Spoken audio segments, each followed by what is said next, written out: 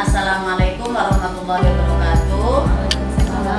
Selamat pagi menjelang siang Bapak Ibu semuanya. Salam sejahtera untuk kita semua. Alhamdulillah hari ini kita diberikan kesehatan sehingga kita bisa melaksanakan aktivitas kita, yaitu dalam rangka melakukan kegiatan IHT, in-house training. Dalam hal ini akan saya sampaikan yaitu mengenai platform Merdeka Mengajar. Mohon maaf sebelumnya, sesuai dengan arahan dari Kementerian atau Menteri Pendidikan bahwa untuk tahun 2022-2023 itu diterapkan kurikulum yang sifatnya menyempurnakan dari kurikulum 2013. Sebelumnya dinamakan adalah kurikulum prototype atau prototipe. Ada yang menyebutnya prototype, ada yang menyebutnya prototipe ya. Tetapi sebetulnya sih bukan kurikulum yang baru, tetapi kurikulum yang sifatnya memberikan penyempurnaan di kurikulum 2013 atau kurikulum sebelumnya. Nah, di dalam kurikulum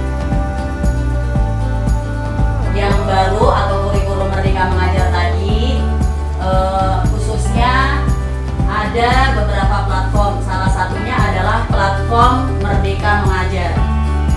Dan untuk sekolah yang terpilih sebagai sekolah penggerak itu diwajibkan sudah menggunakan kurikulum tersebut, ya.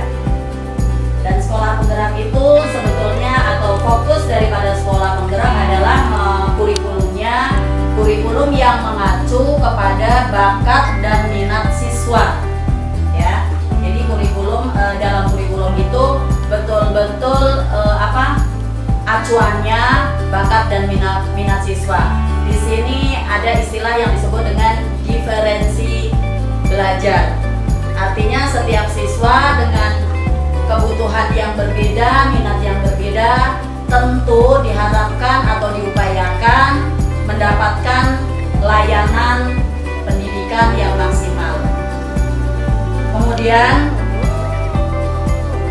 program sekolah penggerak juga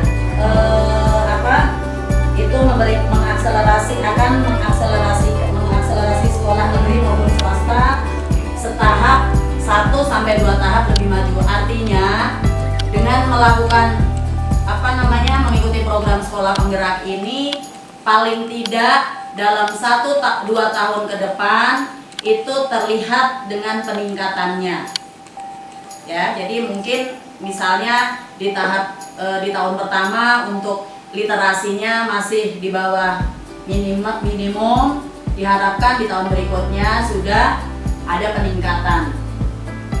Kemudian untuk sekolah penggerak itu serentak seluruh Indonesia, yaitu untuk sampai saat ini tuh sudah ada tahap 1, tahap 2, dan tahap 3. Baik, seperti yang tadi saya sampaikan bahwa platform yang disebutkan di situ yang akan kami perkenalkan adalah tentang platform Merdeka Mengajar.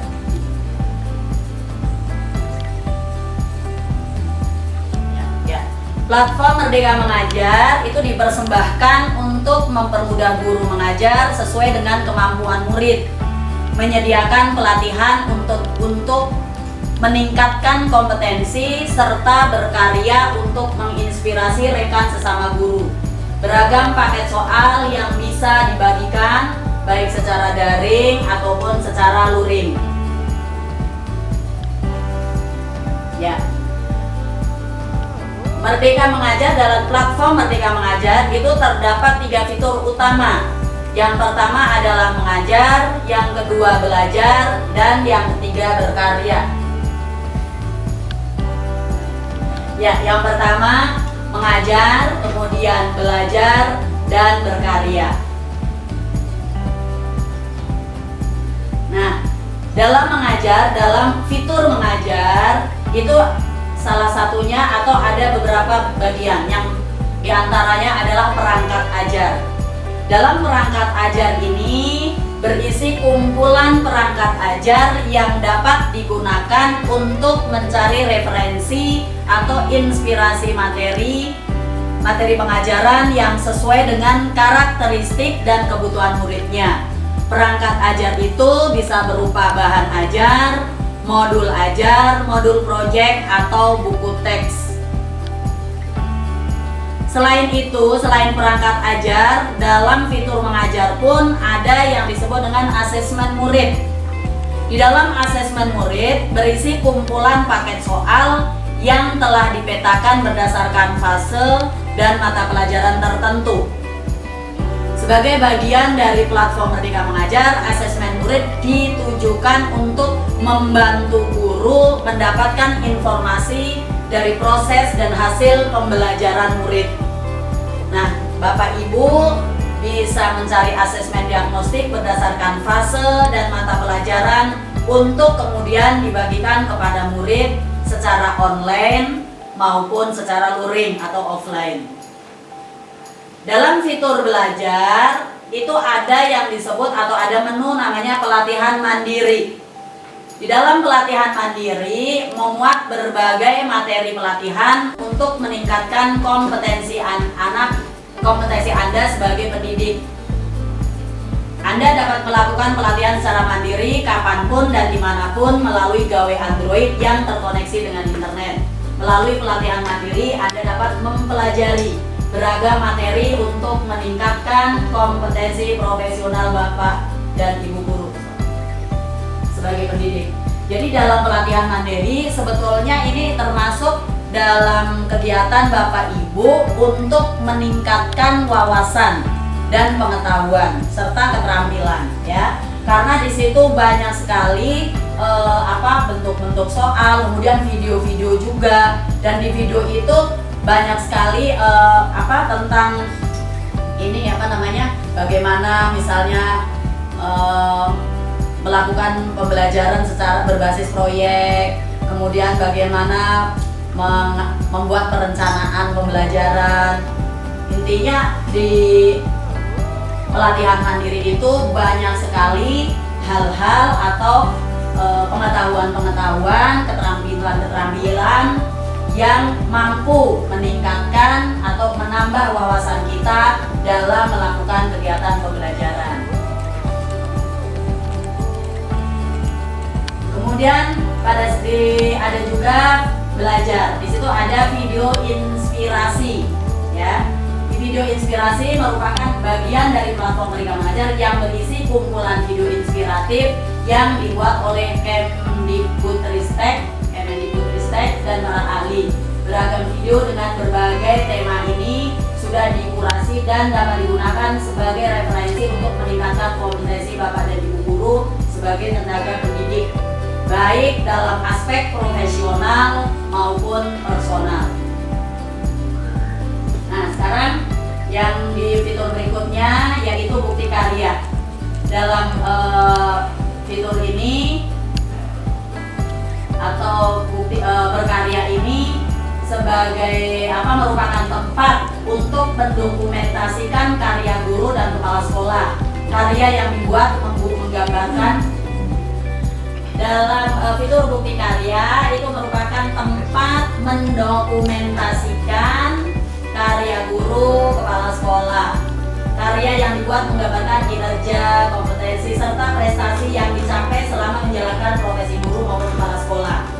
Karya yang telah disimpan ke bukti karya dapat diakses oleh rekan dan kepala sekolah lain melalui tautan yang dibagikan. Jadi di bukti karya itu setiap guru bisa mengupload atau memasukkan hasil karyanya. Kemudian setelah diupload atau setelah dimasukkan ke sana dalam bukti karya tadi, semua orang artinya bisa mengakses apa yang sudah disampaikan tadi, ya.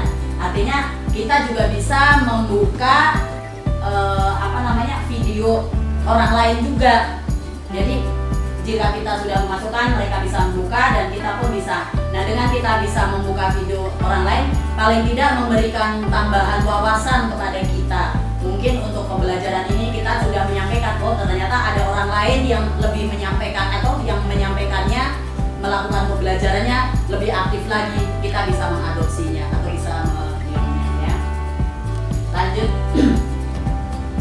Kemudian di sini ada akun pembelajaran yang yaitu belajar.id yang merupakan akun yang diberikan oleh Kemendikbudristek ya. Jadi beberapa sekolah atau hampir seluruh sekolah di Indonesia itu setiap sekolah sudah dibagikan, tetapi belum sejumlah murid. Kalau tidak salah untuk SDN Kembangan Utara 05 yang sudah mendapatkan akun belajar baik siswa maupun guru itu jumlahnya baru sekitar 107 kalau tidak salah, dan itu untuk siswanya belum diaktifkan semua. Tapi kalau untuk Bapak Ibu sudah diaktifkan belum? Hanya sudah, insya Allah ya. Dan nanti itu mohon dimanfaatkan sebaik-baiknya, karena dari belajar.id itu di situ menunya banyak sekali.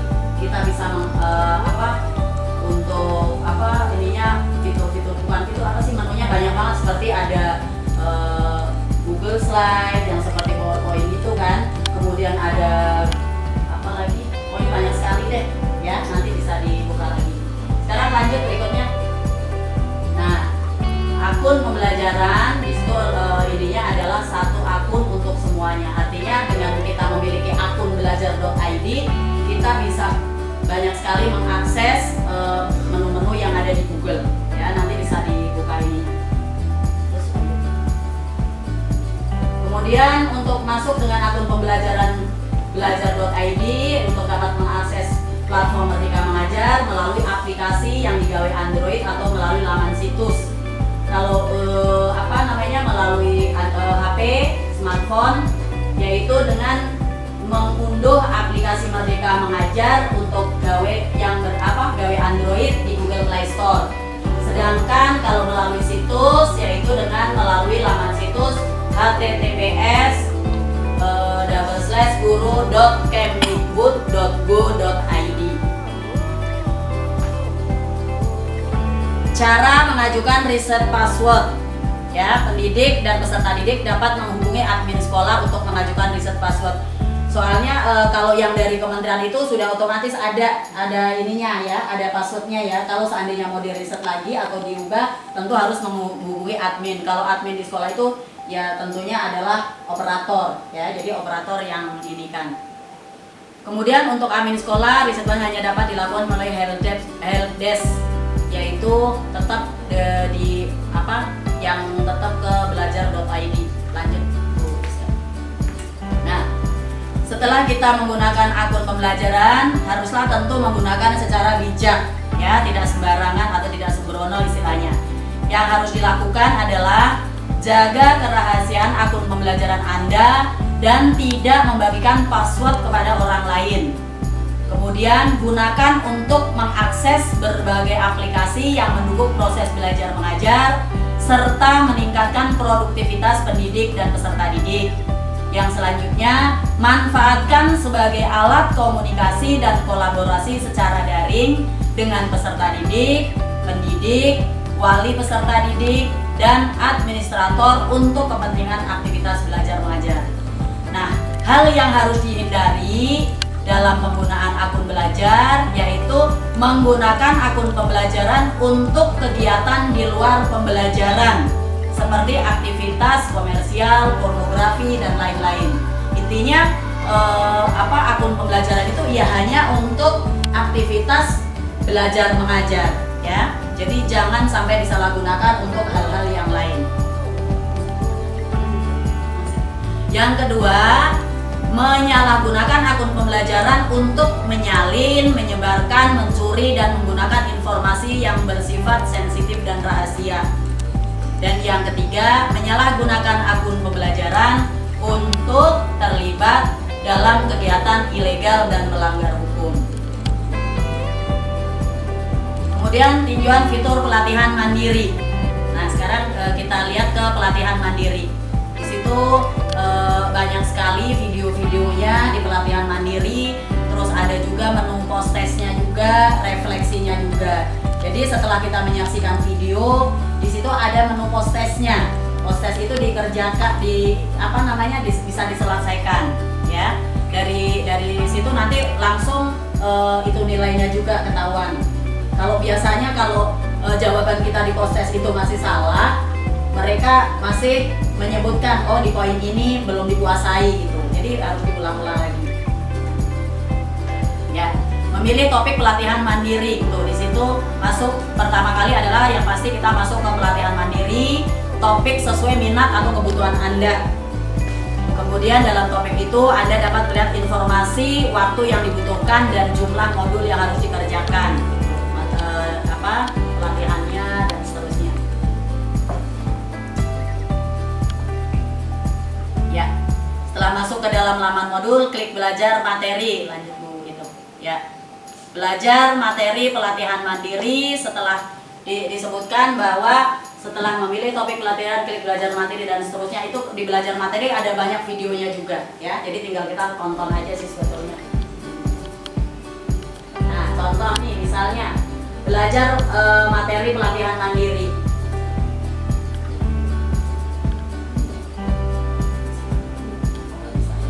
Nah, di situ ada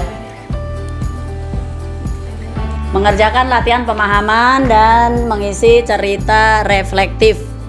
Di situ caranya yang pertama adalah klik latihan pemahaman. Ini di pelatihan mandiri, menu pelatihan mandiri ya Bapak Ibu ya. Kemudian yang kedua pada laman latihan pemahaman Anda perlu mengisi soal-soal dan soal-soal mengenai materi yang dipelajari sebelumnya. Yang ketiga, pilih jawaban dari setiap soal yang diberikan, kemudian klik jawab. Setelah itu bisa mengetahui apakah jawabannya sudah benar atau belum. Kemudian lanjut ke materi berikutnya. Mengerjakan latihan pemahaman dan mengisi cerita reflektif sama saja ya dengan masih lanjutan yang tadi, yaitu mengisi cerita refleksinya. Di situ kalau di cerita refleksi berarti kita mendeskripsikan ya, menceritakan. Sebagai contoh misalnya tentang pelatihan paradigma baru, apa yang setelah melihat video tentang pelatihan pendidikan paradigma baru, apa yang Anda ketahui atau pengetahuan apa yang diperoleh, itu contohnya, itu refleksinya. Pokoknya setiap selesai mempelajari materi atau menonton video, kita bisa di situ ada refleksinya gitu. Artinya mengetahui sejauh mana sih pemahaman Bapak Ibu setelah menonton video tersebut. Kemudian itu bisa dituliskan di kolom situ, sudah ada disediakan, ceritakan jawaban Bapak Ibu. Kemudian mengerjakan post test. Nah, di situ biasanya ada di paling bawah ya. Di situ ada menunya. Pastikan Anda telah menyelesaikan seluruh aktivitas hingga latihan pemahaman dan cerita refleksi pada belajar materi. Kemudian klik kerjakan post testnya. Baca pedoman mengerjakan post test, lalu klik mulai kerjakan. Selanjutnya jawab soal pilihan ganda yang diberikan, lalu klik selanjutnya untuk mengerjakan soal berikutnya. Anda diperbolehkan menjawab soal secara acak, namun pastikan semua soal dijawab. Yang selanjutnya terakhir, tanda centang berwarna hijau menandai soal sudah dikerjakan. Kalau soalnya sudah dikerjakan semuanya, sudah otomatis di situ akan muncul checklist berwarna hijau. Ya. Melihat hasil post test. Kalau sudah checklist ya, sudah dijawab dengan benar, lalu klik cek ulang jawaban. Di situ di setiap soal klik ubah jika ingin mengganti, kalau seandainya ada yang mau diubah atau yang mau diganti atau yang masih salah. Kemudian klik kumpulkan jika Anda sudah yakin jawaban Anda sudah betul. Melihat hasil post test itu disebutkan modul belum cukup dikuasai misalnya. Artinya kalau masih ada tanda seperti itu, artinya masih ada soal yang jawabannya salah. Bisa diulang lagi, ya bisa diulang lagi. Artinya biar sambil diulang lagi. Kalau sudah jawaban semuanya betul, ada akan muncul seperti itu. Luar biasa, pemahaman Anda sangat baik. Itu kalau jawabannya sudah betul semuanya di post test. Jadi kalau misalnya masih ada tanda modul belum cukup dikuasai, berarti Bapak Ibu harus mengulang lagi. Bagian mana yang harus diulang. Biasanya disebutkan tuh contohnya tentang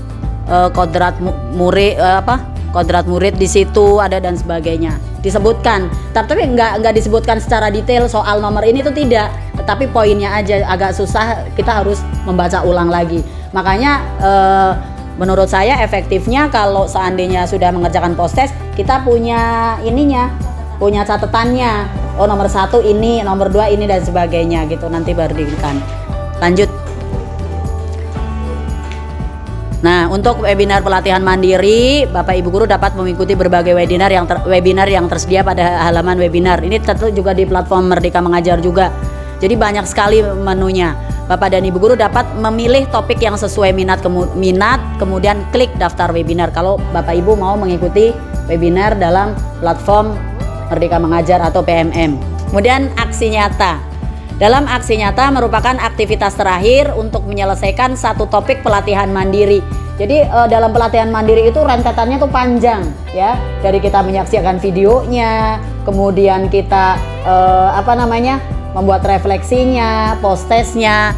Nah, di aksi nyata ini juga merupakan bentuk praktek pemahaman Anda terhadap topik yang dipelajari dalam pelatihan mandiri. Nah, di aksi nyata ini setelah Anda menonton video tersebut, memiliki pemahaman tentang itu, nah dipraktekkan dalam kehidupan nyata. Artinya betul-betul dipraktekkan langsung ya. Di situ pelatihan mandiri mendemonstrasikan pemahaman dan kemudian biasanya aksi nyata tersebut dituangkan dalam dokumen tertulis dalam bentuk PDF maksimal 10 MB lalu diunggah ke platform Merdeka Mengajar. Kemudian lanjut yaitu tinjauan fitur bukti karya dan video inspirasi. Lanjut.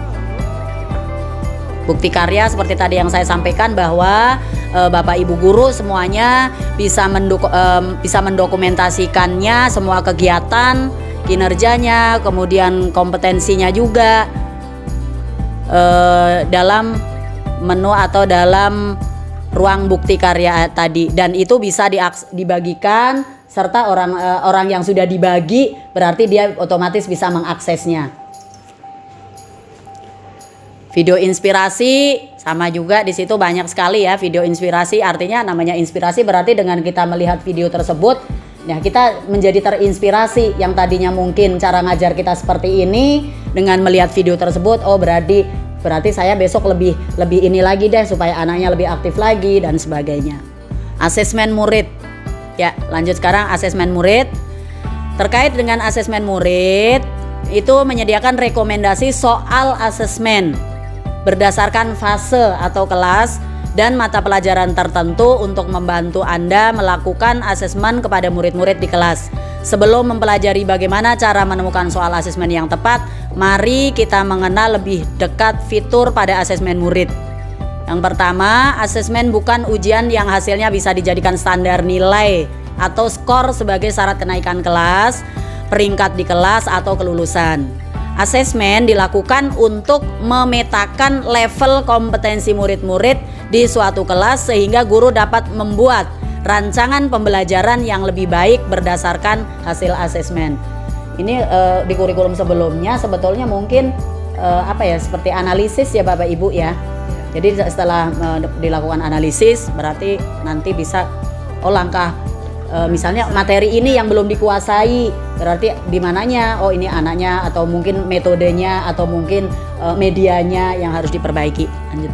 Nah itu contohnya memilih mencari asesmen pertama kali yaitu di platform Merdeka Mengajar atau PMM, itu klik pilihan asesmen, kemudian di situ ada fase. Jadi di kurikulum yang sekarang, kurikulum Merdeka itu bahwa fase itu dibaginya fase. Fase A itu kelas 1 sampai kelas 1 dan 2. Fase B kelas 3 dan 4. Fase C kelas 5 dan 6. Fase D kelas 78. Fase E 789 ya. Fase E kelas 10, fase F kelas 11 dan 12. Jadi ada 6 fase ya. Terus lanjut.